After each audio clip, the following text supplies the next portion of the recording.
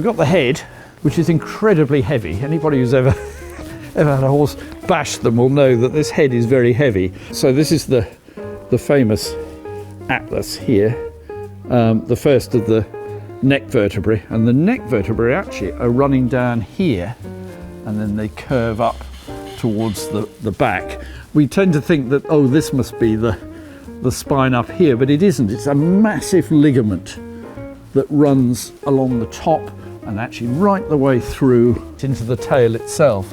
In between that is a great big bands of fibrous tissue joining onto the spine.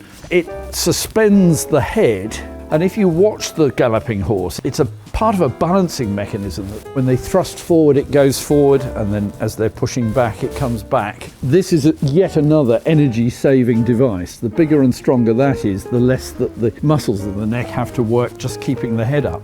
The spine runs in its more traditional place along the line of the back. This is the point at which the pelvis joins the spine. The sacrum sits on either side. Sacral vertebrae are actually triangular, and the two ilial wings that sit on the sacrum sit there at about that position, and then they come out the side. So this is actually the equivalent of our point of the hip. And the pelvis is an integral part. It doesn't need to move, so it's well and truly attached to the spine at this point. The hip joint rotates about a point about here with the femur. So the femur rotates, and this whole leg will extend backwards when they're pushing the horse forwards. So femur, tibia, that's the equivalent of our kneecap. So that's the patella.